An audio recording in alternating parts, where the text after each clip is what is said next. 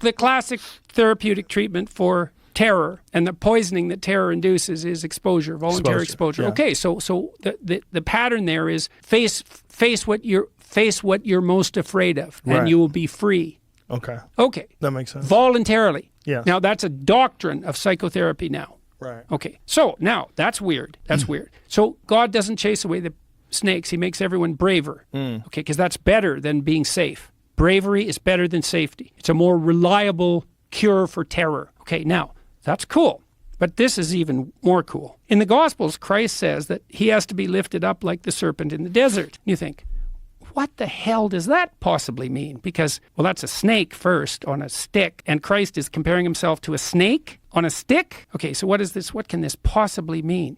Well, I was thinking about that in relationship to imagery of the crucifix and the story that surrounds it. So Jung thought that the Passion story was archetypal because it's a limit story, like this debate at Oxford. You cannot write a more tragic story. It's impossible, technically. Why? Well, because it's a story of the aggregation of everything that people are afraid of. So there was no death more painful than crucifixion. That's why the Romans invented it. It was to punish political miscreants. It was the slow, agonizing death by suffocation, essentially, and dehydration and exposure. It's extraordinarily painful.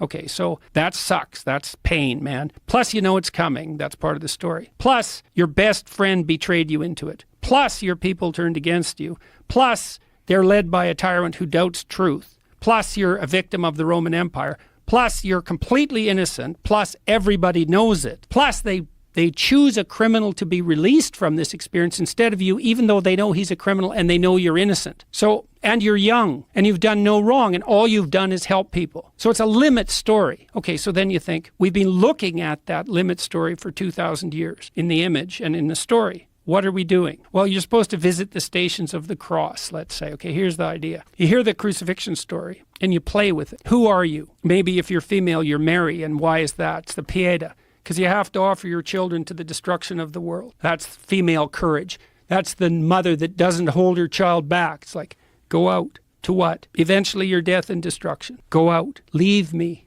Be in the world. That's feminine courage, man, to let her baby go. You're Pilate. You doubt truth, but you'll go along with the crowd. You're Judas because you betray your best friend. You're the mob. You're the criminal. All of that, that's you. You look on all those things that you hate and are terrified by. That's not a snake. It's like the worst of all possible snakes everywhere. That's what you're looking at. What do you see? You see death, you see destruction, pain, terror, tyranny, frailty, betrayal. Look harder, look harder, look harder. What do you see? The death and resurrection. You look far enough into the abyss, you see the light. Well, that's the story. That's the connection between those stories. And this unbelievably strange thing is that connection exists. It's like there's the strange story of the serpent in the desert, and we know that story is 3,000 years old, something like that. We know that. And then we know perfectly well that Christ said that he was allied, that his image was allied with that snake. That's written down. And